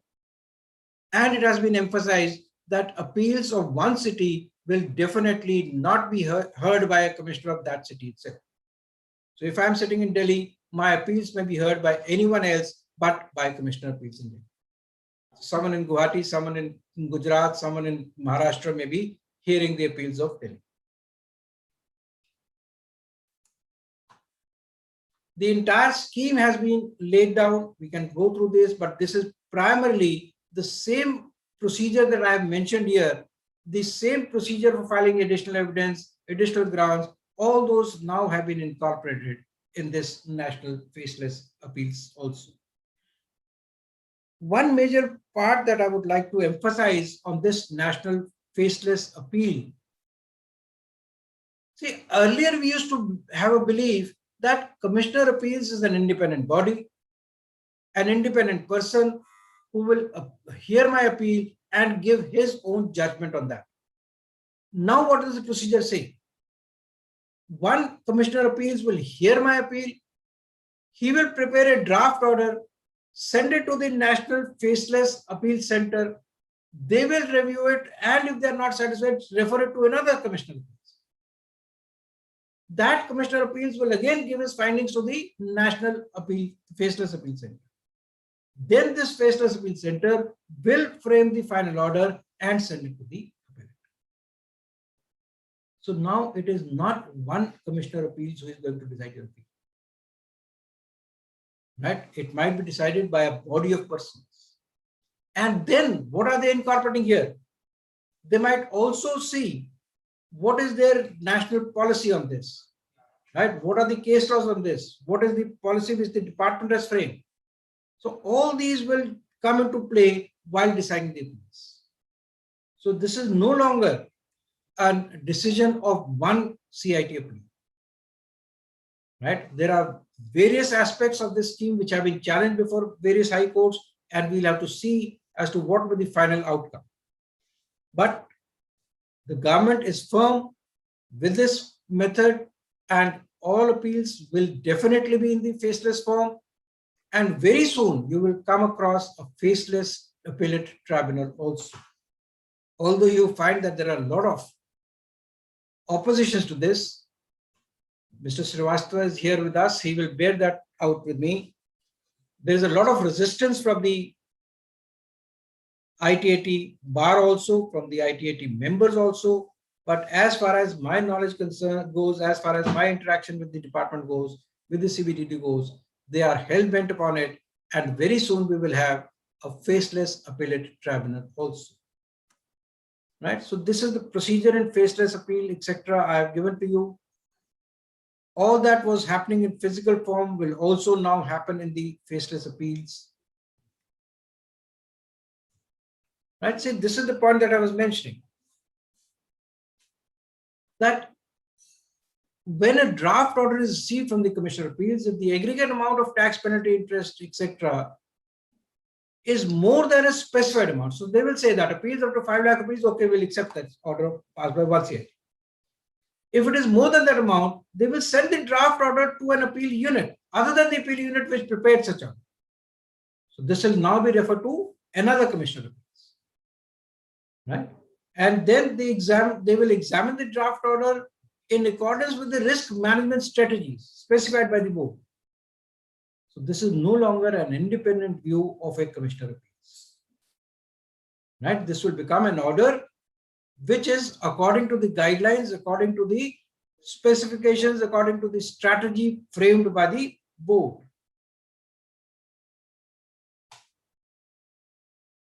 Right, so these are the main points in the faceless appeal. As I said, that assessee can make a request for providing an opportunity of personal hearing. This notification has been issued on 25th September. And whenever you are making submissions, in case of faceless appeals, please attach a separate request that you want to get an opportunity of personal hearing. Friends, that is all that I wanted to present. Now I think we will have an open house, and whatever I have said, if anyone wants to add anything to that, your comments, your observations, they'll be most welcome. Let us enhance our knowledge by your experiences. And Sanjay ji, I think we can open the house now. Sir, thank you very much. Before we go for the other formalities, there are 5 questions which are there. First is Ashok Singla ji पूछ रहे हैं, as per payment of admitted tax under 249(4), whether CIT appeal has discretion to exempt the assess and tax does not include interest. SS tax को exam करने की उसके पास power है या नहीं है, और ये टैक्स जो है इट इंक्लूड्स इंटरेस्ट और not. See, this is the tax as per your return. So if you have filed your return and there is a tax interest which is chargeable up to that stage, up to the stage of filing the return, that interest is also a part of the tax. Commissioner appeals can admit an appeal even if that tax has not been paid, if the circumstances so warrant. Otherwise, the requirement is that the tax as per the return of income, that should have been paid before you file your appeal. Amarjeet Kamboji Ludhiana से हैं sir. Sir, in case of protective assessment, what should be done? In case of a deceased, appeal is to be filed in the name of deceased or one or all legal heirs. There are 2-3 questions involved here. Yeah, I take one by one. What should we do in the case of protective assessment? Okay. Sir देखो, protective assessment का law में कोई provision नहीं है. Income tax act में कहीं भी protective assessment की बात नहीं करते. But yes, according to certain court decisions, wherever the department is not sure about the person in whose hand the income is to be assessed, then they normally make a protective assessment. अब जैसे एक assessee ने अपने return में income दिखा दी, but the department feels that this is not his income, this is the income of some other person, और उस other person की इनकम की अभी असेसमेंट हुई नहीं है. So what do they do? अब इस डबल टैक्सेशन तो कर नहीं सकते. एक्स ने अपनी इनकम दिखाई है, डिपार्टमेंट कहता है ये इनकम वाई की होनी चाहिए, तो in the hands of X they will make a protective assessment and send a notice to Y कि ये आपकी इनकम क्यों ना मानी जाए. ठीक है, तो इस केस में अभी असेसमेंट सिर्फ एक्स की हुई है ऑन अ प्रोटेक्टिव बेसिस, तो you should file an appeal in the case of x claiming that this assessment, this protective assessment has wrongly been made. When you are before the Commissioner of Appeals, there are 2 points which can happen. Either by that time assessment has already been made in the hands of Y. अगर Y की assessment होगी तो X की automatically वो income delete हो जाएगी. अगर Y की income नहीं assess हुई, then X can claim that this is actually my income. He had declared that, तो उसके हाथ में वो income assess हो सकती है. प्रोटेक्टिव असेसमेंट हो सकती है, प्रोटेक्टिव कलेक्शन ऑफ डिमांड नहीं होती कभी. तो अगर आपके केस में प्रोटेक्टिव असेसमेंट की है तो आपके अगेंस्ट डिमांड को एनफोर्स नहीं किया जा सकता. So that demand will be kept pending unless and until the assessment has been free. अब प्रोटेक्टिव असेसमेंट का कांसेप्ट है that is only at the stage of the assessing officer. अगर ये अपील में है आपके पास, तो appellate authority will have to take a decision as to whose income is this actually. They cannot pass a protective appellate order. तो appeal stage में ये फाइनल हो जाएगा, ये इनकम एक्स का टैक्स करनी है, ये वाई के हैंड्स में टैक्स करनी है. तो this is regarding protective assessment. हाँ sir, Sanjeev ji, second question. Sanjay ji. Sir, Amarjeet Kamboj जी का इसी में सेकंड क्वेश्चन है. अब in the case of deceased, appeal is to be filed in the name of the deceased or one or all legal heirs. See, as regards legal heirs, they have to decide. If one person wants to be the legal heir, then he will have to file the appeal as a legal heir. But there are so many repercussions of becoming a legal heir also. तो एक आदमी अगर responsibility लेना चाहता है अपने आप, he wants to declare himself as a legal heir, he can file it in this capacity. In that case, the department may insist upon an undertaking from all the legal heirs that they accept so and so as the legal heir of the deceased. उस case में एक legal heir भी file कर सकता है. But supposing an appeal has been filed and then the person expires, then the situation is different. Then the burden is on the department to impede all the legal heirs as the appellant, unless until they all file a declaration that one person may be taken as the legal heir. Otherwise, normally all the legal heirs will have to be impeded by the department as the appellant. Ajay Gupta ji पूछ रहे हैं sir, in case CIT enhance assessment, in that will he transfer case back to ITO or do his own? No, he need not transfer it back to the ITO. वो तो 263 में proceedings में होता है, जबकि कमिश्नर ने उसको change करना हो. Commissioner appeals on his own can enhance it. He need not refer it back to the assessing officer. वो अपने आप ही एनहांसमेंट ऑर्डर पास कर देगा, और जितनी इनकम उसने एनहांस करी है उसके ऊपर पेनल्टी लगाने का भी पावर कमिश्नर अपील्स के पास है. तो अगर आप लेटर से ओरिजिनल असेसमेंट आपकी 50 लाख पे थी, उसने उसकी असेसमेंट 60 लाख पे कर दी, तो 60 लाख की असेसमेंट वो खुद ही कर देगा, और 10 लाख के ऊपर पेनल्टी भी कमिश्नर अपील्स लगा सकता है. Of course once he enhances it, he will send the order to the assessing officer. उसका डिमांड नोटिस वगैरह असेसिंग ऑफिसर को ही इशू करना पड़ेगा. कमिश्नर अपील्स डिमांड नोटिस नहीं इशू करता. विकास मदान जी पूछ रहे हैं, AO in Hari made addition under section 69A, that is rupees 8 lakh deposited into NRO account of NRI, whereas in bank book it was written that the amount is deposited in the name of husband and wife. No explanation was sought from us. Is it valid to invoke 69A without providing opportunity of hurt? Sir ये तो अब एक बार इसने addition कर दिया, आपको तो appeal में ही जाना पड़ेगा. अब अपील में आप ये चीजें दिखा दीजिए that the addition was wrong, तो आपको वहां पे रिलीफ मिल जाएगा. जनरल क्वेश्चन है सर, 148 13-14 का इन जून 21 कैन बी रीओपन. सर इसके ऊपर high court, Bombay high court ने स्टे दे दिया है, और जो भी नोटिस आ रहे हो आज दिल्ली ने भी बॉम्बे को फॉलो कर लिया सर. दिल्ली का भी आ गया, फॉलो करा है बॉम्बे को. ठीक है sir. This is of course a challengeable point कि एक ही पॉइंट ऑफ टाइम पे क्या दो प्रोविजंस अप्लाई कर सकते हैं. अब पुराना प्रोविजन अगर खत्म हो गया, नया प्रोविजन एप्लीकेबल हो गया 1 अप्रैल से, so can they still continue to issue notices under the old provision? Although उसके ऊपर नोटिफिकेशन गवर्नमेंट ने दिया था एक्सटेंशन ऑफ टाइम का, कि जो मार्च में एक्सपायर हो गए थे उसको पहले उन्होंने जून में एक्सटेंड करा, तो जून तक वो नोटिस दे सकते थे. But again the challenge is कि at a point of time can notice be issued under the old provisions as well as the new provisions. उसी ग्राउंड पे बॉम्बे हाई कोर्ट ने उसको एडमिट कराया, और दिल्ली ने भी, अभी संजय जी ने बताया, Delhi has also followed suit. हाँ जी अजय गुप्ता जी.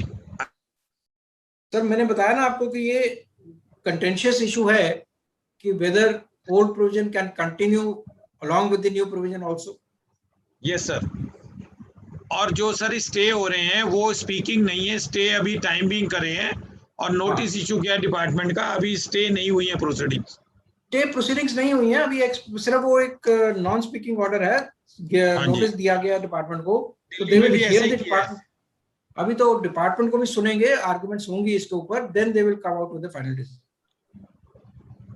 Next question sir, Ajay Gupta ji पूछ रहे हैं, sir in case of demand in 143(1), intimation has to be raised due to tax credit relief not allowed for delayed filing of related forms, say 10E or 67. Can CIT condone delay in such filing in appeal? नहीं sir, देखो जहां पर mandatory requirement है to file the forms within a specified time, the CIT appeal will not be, that power of condonation will not be there with the commissioner appeals. Sir ये actually उस पुराने cases में जहाँ पे form 10B जो है वो अपना अपील वगैरह में जो है वो कर देते थे टेक्निकल डिले, शायद ये उससे कुछ ड्रॉ करना चाह रहे हो. अच्छा, उसके ऊपर कुछ केसेस हैं जहां पर कि ट्राइब्यूनल ने भी करा है डिले, कंडोन करा है. तो if there are reasonable circumstances, कुछ आपने, तो वो उसके ऊपर आपको वो ग्राउंड लेना पड़ेगा that these time limits prescribed are only directory, they are not mandatory.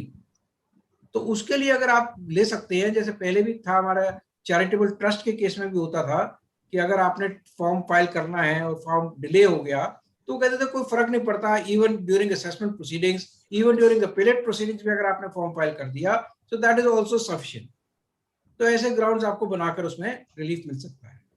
10E or 67, I have not yet seen any हाँ. judgment from these CIT appeal. हाँ, उसके ऊपर नहीं है अभी तक. ट्राइब्यूनल की भी कोई 10E वगैरह पे नहीं है स्पेसिफिक. विकास मदान जी नेक्स्ट पूछ रहे हैं sir, can tax be charged under 115 BB on the cash deposit before demonetisation date? Sir इसके ऊपर भी कुछ जजमेंट्स ऑलरेडी आ गई हैं जो वो कहते हैं this is the power of the government, they can make even retrospective changes. तो ये चेंज जो है 1 अप्रैल से हो गया है और ये असेसमेंट ईयर 17-18 में अप्लाई कर रहा है. तो कोई भी पीरियड डिमोनेटाइजेशन से पहले का भी है, if it falls under that previous year, तो ये आपकी उसमें आ जाएगा. 16-17 के सारे फाइनेंशियल ईयर में इसको लगा दिया जाएगा. सचित गुप्ता जी पूछ रहे हैं सर, सॉरी. हाँ जी, अनिल कुछ चैलेंज करा हुआ है अभी भी कुछ लोगों ने, बट 1-2 जजमेंट्स डिपार्टमेंट की फेवर में आ चुकी हैं. सचित गुप्ता जी कह रहे हैं sir, as you said if expenses are disallowed in previous assessment year and investment are made in next assessment year, how we can correlate that you disallow that amount and investment are made from such disallowed amount? Please guide us. ये telescoping के ऊपर sir शायद बात करना चाह रहे हैं. हाँ, तो ये अगर पिछले सालों में आपकी डिसअलाउंस हुई है and you have not challenge that, उसकी आपने अपील नहीं फाइल करी, then this theory of telescoping आप इसका बेनिफिट ले सकते हैं कि पिछले सालों में मेरी इतनी नेशन हुई है और उसको मैंने कहीं पे भी उसको बेनिफिट नहीं लिया है, सो that is also my actual income, और उसको इन्वेस्टमेंट के अगेंस्ट मेरी उसको सोर्स मान लिया जाए. So that is the principle of telescoping. Anurag Agarwal ji पूछ रहे हैं sir, what about remand report in appeal, whether same will go to national e assessment centre or judicial AO? अब देखिए सर, ये पावर फिर नेशनल फेसलेस अपील सेंटर को दी गई है, that once you file your submissions and they want a remand report, they will send it to the technical unit, they will send it to the assessment unit. So assessment unit से फिर वो जाएगी depending upon किसके पास jurisdiction है, और वहां से remand report directly उनके पास जाएगी. So the SSC is not involved in this. Ajay Gupta ji पूछ रहे हैं sir, in case of faceless, AO made arithmetical error and raised demand accordingly, shall we need to approach jurisdictional AO for correction or NFEAC? Sir अभी तक तो 154 की भी proceedings आपको faceless में ही जाना पड़ेगा, unless until they transfer it to the jurisdictional assessing officer. सारा रिकॉर्ड भी उन्हीं के पास है. हाँ जी सर, ये पुराने वाले जो हमारा इनकम टैक्स पोर्टल था 154 उसमें फेसलेस में नहीं था. अभी ये नया वाला जब पूरा आ जाएगा, अगर 154 होगा तो वहां करेंगे, नहीं तो अपील करनी चाहिए मेरे हिसाब से. टाइम बीइंग जितने भी ऐसे केसेस आ रहे हैं, जब तक कोई ऐसा हो तो उनको अपील करनी चाहिए. शायद लास्ट टाइम भी सर ये क्वेश्चन पूछा था. हाँ, अभी ये पोर्टल पे आना पड़ेगा. पोर्टल अभी तक जब फंक्शनल हो जाएगा तब चीजें क्लियर होंगी ज्यादा. हाँ जी. अशोक सिंगला जी पूछ रहे हैं, in case of death of appellant, ये आंसर ऑलरेडी हो चुका है. हाँ जी. इनके वो form number to be filed by legal hairs of the appellant, ये सब जवाब दे चुके हो. राकेश गुलाटी पूछ रहे हैं sir, income assessment completed under section 143(3) and addition made has been settled under VSV. Now notice under 148 had been received. Now whether filing return under 148, whether amount offered to tax is to be included as income. If the amount included in income, then interest has to be computed after including that amount offered under the VSV. अब देखिए sir, अब जब 148 आया है, that will be in respect of some other income. जिस amount को आप settle कर चुके हैं VSV में, वो तो एडिशन पहले ही हो गई थी, तो उसके लिए आप अपील में थे, उसमें आप VSV में चले गए, तो उसका तो 148 दोबारा नहीं आएगा. तो अब जब आप रिटर्न फाइल कर रहे हैं, you may not consider that as your income. अगर उसको इनकम में ऐड करेंगे तो फिर आपको इंटरेस्ट कैलकुलेशन में प्रॉब्लम आएगी. तो आप उसको इनकम नहीं माने, because that has been separately settled. आपने जो ओरिजिनल रिटर्न भरी थी उसी के बेस पे आप रिटर्न फाइल कर दीजिए. जब वो पूछेगा तो उसका जवाब दिया जाएगा. आप जवाब दीजिएगा कि जी उसके लिए लगाएं. हाँ जी. सरिया जी पूछ रहे हैं, what we should do for notice received after 31 March 21 shall we file the return and also file a protest against such notice? Sir ये 148 के लिए पूछ रहे हैं। सरिया जी, हाँ, तो सर- आत्माराम सरिया जी हैं, आप वहाँ कहाँ आए सर? इधर आओ ना, अपने उसमें कहाँ चले गए आप अटेंडी में? हाँ जी सर, बताओ सर। हाँ, इस केस में पहले आपको अपना प्रोटेस्ट फाइल कर देना चाहिए that this notice is not valid because it has been issued under the new provisions when the new act has been legislated। तो उसका एक ड्राफ्ट सर्कुलेट भी हुआ है, बहुत सारे उसमें आपके व्हाट्सएप ग्रुप्स में चल रहा है ड्राफ्ट ऑर्डर, ड्राफ्ट लेटर। पहले प्रोटेस्ट फाइल कर दीजिए, then file your return and mention in that that this is without prejudice to our contention that the notice is invalid. तो पहले प्रोटेस्ट आपको फाइल करना जरूरी है। जी सर। और सर इसमें क्योंकि ये इस बार जितने भी नोटिस आए हैं वो जुडिशनल एओ से आए हैं, तो अपनी अभी टाइमिंग क्योंकि खुली नहीं है तो आप उसको वहाँ रेज कर सकते हैं। हाँ, अभी तो सारे जिसमें 148 में पुराने नोटिस आ रहे हैं पुराने सालों के, उसमें सब फेसलेस में नहीं है। आप देखेंगे वो सारी ई प्रोसीडिंग्स में है। तो उसका अभी भी जो सॉरी सर, सॉरी। हाँ नहीं, उसमें जो भी अभी पुराने नोटिस आ रहे हैं उसमें एओ का नाम भी आ रहा है, जुरिस्डिक्शन भी आ रही है अभी, तो उसमें आप रिप्लाई हाँ तो उसी में आप दे सकते हैं। पवन गर्ग जी पूछ रहे हैं sir, what is the status of tax under 115B on income surrender as business income during assessment financial year 16-17? वैसे आंसर दे चुके हो सर आप। सर सरेंडर्ड इनकम क्या होती है? सरेंडर्ड इज अनडिस्क्लोज्ड, तो 115B लगाएंगे ही। बिल्कुल। अब सर एक है RS बंसल साहब, वो है राधे श्याम बंसल जी, पास चेयरमैन है या दूसरे वाले हैं? ये पूछना चाह रहे हैं, in case remand report whether the opportunity will be given to the SSC और नॉट? नहीं, नॉट नेसेसरी। रिमांड रिपोर्ट में तो कोई अगर असेसिंग ऑफिसर को आपसे कुछ एडिशनल इंफॉर्मेशन चाहिएगी तो वो मांगेगा, और नहीं चाहिए तो जो आपने डॉक्यूमेंट सबमिट करे उसके ऊपर अपनी रिमांड लगा के भेज देगा। अशोक सिंगला जी फिर पूछ रहे हैं sir, what is the CIT appeal power to remand a matter or issue and whether it is appealable? नहीं, CIT has no power to set aside the case. उसको तो ऑर्डर पास करना ही है, either he will give you relief or he will reject your appeal. He has no power to set it aside. वो सिर्फ एक remand report मंगा सकता है एओ से, रिमांड रिपोर्ट के बेसिस पे he will either allow the appeal और रिजेक्ट दी। और सर कई बार जैसे 43B के लिए वो कहते चलान देख लो फिर अलाउ कर दो अगर वो है, तो उस केस में अगर दोबारा ग्रीवेंस हो तो जा सकते हैं। नहीं, वो भी अपील में that is also almost satisfied, तो वो भी नहीं होना चाहिए। वो अगर उसको वेरीफाई कराना है तो रिमांड रिपोर्ट में वेरीफाई करा ले, that is the correct position, और उसको वेरीफाई कराकर और he should give you relief. अब सुनील जैन साहब पूछ रहे हैं sir, in case of delay for 10B has been condoned by CIT, however interest on refund has been given only for date of filing of return while the condonation order has been passed after 3 years, whether trust can claim interest on refund for those 3 years? वो claim कर सकते हैं sir, but this is not appealable. मैंने आपको बताया था ना, interest या रिफंड जो है उसका इशू जो है अपीलेबल नहीं है। आप उसको कर सकते हैं अगर वो डिपार्टमेंट दे देगा फाइल, अदरवाइज आपके पास कोई और चारा नहीं है, you will have to go to the high court under writ revenue. Control room, एक बार RS बंसल जी को आप जरा अनम्यूट करें, क्योंकि इनका क्वेश्चन सिर्फ लाइन में इन केस ऑफ एनी NFAC शायद पुराने वाले क्वेश्चन के साथ कुछ कनेक्टेड है, तो एक बार अनम्यूट कर दें फिर हम कंक्लूड करने की तरफ बढ़ेंगे। अनम्यूट कर दिया बंसल साहब, आपको अनम्यूट किया गया है, क्वेश्चन पूछिए। Sir this is related to the earlier question. Okay, तो एक बार अगले क्वेश्चन आपका सेटिस्फैक्टरी आंसर हो गया या नहीं? सर ठीक है, परंतु इसके अंदर क्या है कि CIT अपील तो अपॉर्चुनिटी देगा ना एसएससी को ऑन द रिमांड रिपोर्ट।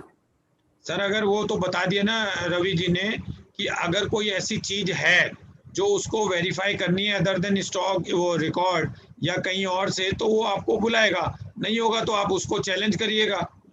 यही तो बताया उन्होंने। जो हमने एविडेंस सबमिट किए हैं उसके ऊपर CIT ने रिमांड रिपोर्ट मांगी ITO से, तो वो क्या रिमांड रिपोर्ट की कॉपी एसएससी को देगा CIT? जनरली देगा। अगर जो ITO से रिमांड रिपोर्ट आएगी असेसिंग CIT के पास, और अगर वो एसएससी के अगेंस्ट है, so then the CIT appeal will give an opportunity to the assessee to give his remarks on that remand report. अगर वो assessee की favor में है remand report, then he can straight away admit it. Thank you sir sir. एक chat box में आ गया है, can CIT appeal set aside the x party assessment order in appeal? अभी सर ने No. बताया है नहीं कर सकते। No. अब सर मैं जो है और कोई क्वेश्चन नहीं है, हमारे कैश का जो है कैशियर का कैश टैली है और उसके अंदर डिफरेंस 0 है। All question are answered to the satisfaction of the participant. फिर भी अगर कोई पैनलिस्ट ये हैंड रेज किया हुआ, कंबोज साहब आप बहुत खराब आदमी हो, हैंड रेज करते हो लेकिन साथ में हाथ जोड़ते हो, ये दोनों चीजें एक साथ नहीं हो सकती। या तो हैंड रेज करो या हाथ जोड़ो। हाथ तो मैंने सर हाथ तो मैंने गुप्ता जी को नमस्कार करने, आपको नमस्कार करने के लिए और आपको धन्यवाद देने के लिए जोड़ा है। सर मेरी 2 क्वेरीज है, प्लीज अगर वो आप आंसर करें। एक तो thank you sir, thank you very much sir. In the faceless regime, this appellate procedure faceless, is there any provision for to apply for early hearing? Sir ये देखिए, ये सब चीजें जो है ना कोई लॉ में भी प्रोवाइडेड नहीं है, ना पुराने लॉ में थी ना अब लॉ में है। पर ये है कि अगर आपने अपील फाइल करी भी है और अभी आपकी डेट नहीं आ रही है, तो अभी तक पोर्टल वगैरह में कहीं अलाउड नहीं है ये चीजें। बट कहीं पर कहीं ना कहीं अभी जब पोर्टल सारा नया बन जाएगा तो उसमें कोई मिसलेनियस एप्लीकेशन फाइल करने की या अपील फाइल करने के साथ कहीं ना कहीं आपको मिल जाए तो आप उसमें डाल दीजिए। अर्ली हियरिंग का पहले भी कोई प्रोसीजर प्रिस्क्राइब नहीं था, ये तो सिर्फ एडमिनिस्ट्रेटिवली हम कर लेते हैं। हाँ जी, हाँ। तो ऐसे ही अब ये नई स्कीम में देखना पड़ेगा अभी, क्योंकि कुछ एक अपील्स में मैंने रिटर्न सबमिशंस, आपने भी बताया कि काफी केसेस में रिटर्न सबमिशंस दे चुके हैं, लेकिन there is no order as yet, अभी तक नहीं आया। बट नाउ वेरी सून अब ये प्रेशर आने वाला है उनके ऊपर, every month every CIT appeal will have to dispose of at least 25-30 cases. अब ऑर्डर आने शुरू हो जाएंगे। अभी आप खोल के देखेंगे अगर पोर्टल में तो आप देखेंगे कि बहुत सारे अपीलों के नोटिस अभी लास्ट मंथ में आए हैं। जी सर। और सेकंड जो मेरा क्वेश्चन था लीगल एयर के केस में, this is for the first time I am dealing with this case.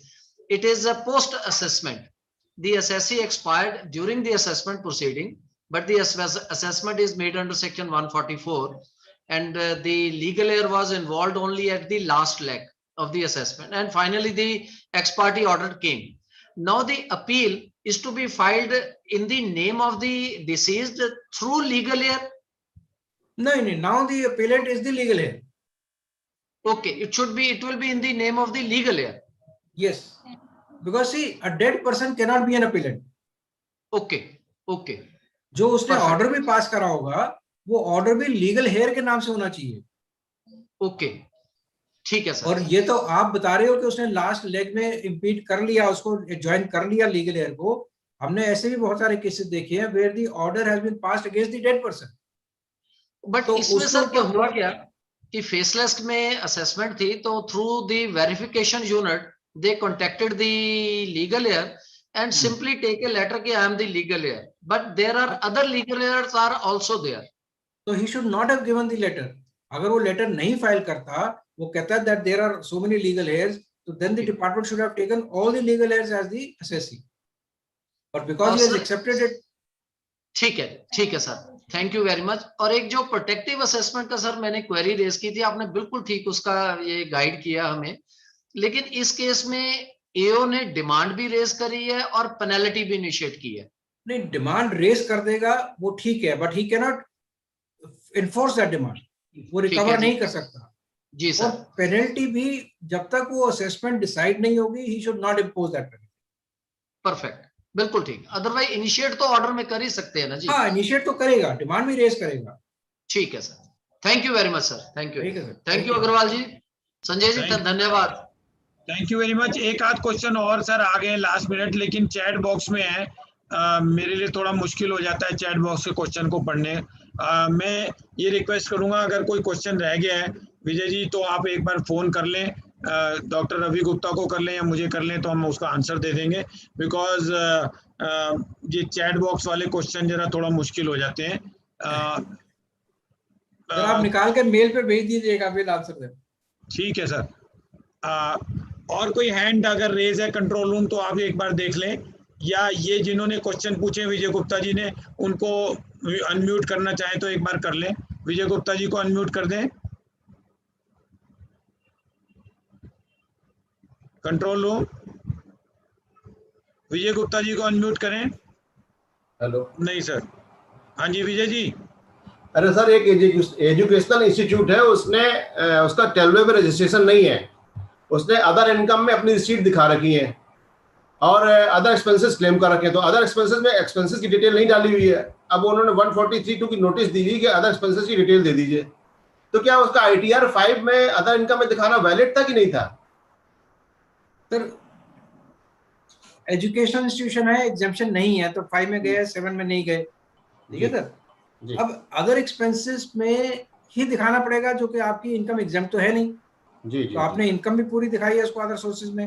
जी, तो जी। उसके एक्सपेंसेस, ठीक है, आप अदर सोर्सेज में एक्सपेंसेस क्लेम कर सकते हैं। जी, उसकी जी। डिटेल आपको फाइल करनी पड़ेगी। जी जी, बस यही ठीक है सर। मतलब वैलिड है कि नहीं, क्योंकि हम बिजनेस इनकम दिखा नहीं सकते सर उसमें 28 to 44 में, उसमें तो इसलिए नहीं, उसका वो ठीक है, वो ठीक है, आप उसको अदर सोर्स में दिखा सकते हैं, बट अगर चैरिटेबल होगा तो फिर अदर सोर्स में नहीं दिखानी चाहिए। अच्छा अच्छा अच्छा। बहुत नोटिस आए हैं सर, ऐसे बहुत नोटिस आए हैं, क्योंकि 57(3) जो है वो लिमिटेड अलाउ करता है, हर एक्सपेंडिचर को अलाउ नहीं करता है। हाँ। तो इसमें एक अल्टरनेटिव क्लेम भी लेना पड़ेगा। मेरे पास वाराणसी बनारस से इस बात की क्वेरी आई थी कि भी अगर आपको लगता है कि नहीं है तो वहां आप इसको बिजनेस इनकम में दें, डिटेल तो फिर भी देनी पड़ेगी सर। नहीं, डिटेल दे देंगे सर, डिटेल दे देंगे उसमें। So I think chat box is also complete. Now I am thankful to each one of my panelists and participant, and a special thank to Dr. Ravi Gupta for devoting his time out of his busy schedule. और मैंने specially जो है request करी थी कि sir ये series ऐसे ही continue रखेंगे, आगे भी हम शायद 2-3 बार करना चाहेंगे जब तक कोड ऑफ कंडक्ट जो है नहीं आ जाता। लेकिन मैं आपको एक चीज बिल्कुल स्पष्ट बताना चाहता हूं कि ये जिन जिन लोगों ने मिस करी है, उन लोगों को जब वो ड्राफ्टिंग करेंगे तो हमारी जो है ये वीडियो काम आएगी, और हमारा the voice of CA YouTube channel पे ये लाइव आपको अभी इस प्रोग्राम के एंड करते ही एक बार ये लाइव हो जाएगा। हमने लाइव करना साथ साथ बिल्कुल ऑनलाइन इसलिए बंद कर दिया क्योंकि हमारी जूम की बहुत कैपेसिटी है और सभी लोगों को हम चाहें यहाँ आए, क्योंकि दोनों चैनल पे आपके यूट्यूब पे और जूम पे दोनों के question at a time handle करना एडमिनिस्ट्रेटर के लिए बहुत मुश्किल हो जाता है, इसलिए हमने इसको किया। मेरी 2 छोटी छोटी और रिक्वेस्ट हैं, आप वॉइस ऑफ सीए के वोका के व्हाट्सएप ग्रुप और टेलीग्राम ग्रुप को ज्वाइन कर सकते हैं, क्योंकि हमको थोड़े इश्यू आ रहे हैं, जो मेल है वो स्पैम में जा रही है, तो आपको सारे अपडेट उसमें आ जाएंगे। आप टेलीग्राम हमारा और हमारे व्हाट्सएप ग्रुप ज्वाइन कर सकते हैं अगर आपको कोई भी चीज़ लेटेस्ट जो है आपको चाहिए, इंस्टेंट चाहिए। 1-2 इन्फॉर्मेशन हमें शुरुआत में हमने दे दी थी। Voice of CA very soon हमारी अपनी ऐप जो है वो तैयार हो गई है। गुरुजी से सिर्फ बात करके उसकी इनॉग्रेशन के पीछे अभी हमने टाइम लेना है, और ऐप के आने के बाद आपको सभी रिमाइंडर वगैरह भी उस पर सब दे दिए जाएंगे। और 2009 से वॉइस ऑफ सीए ने जितने भी अपडेट दिए हैं हम उस ऐप में कोशिश कर रहे हैं, जबकि अब मेरे ऐप मैन्युफैक्चरर ने उसको बनाने वाले ने ये कहा है कि ये मुश्किल काम है, लेकिन मैंने उसको रिक्वेस्ट करी है कि 2009 ऑनवर्ड जितने भी मेरे अपडेट हैं वो सब उसके अंदर डालें। With this, we are thankful to each one of you. Regarding the certificate, email will be given on email, but please allow me 10 days for the process to be done. Next, all these PPT will be given in all VOCA group, including Telegram, mail, etc. on Monday or Tuesday. Please, if you do not get anything, write to voiceofca@gmail.com, because I see each and every mail of voiceofca@gmail.com personally. It is not handled by any of my staff. So I see every mail. So please do write if you have any query, if you have any issue. If you like us, please join our program in future. If you have any comment, please provide us the comments. We'll try to resolve. And if you have a complaint, we most welcome all your complaints. With this, thank you very much. I request the control room to kindly conclude the proceeding, and stay safe, stay healthy. Thank you very much.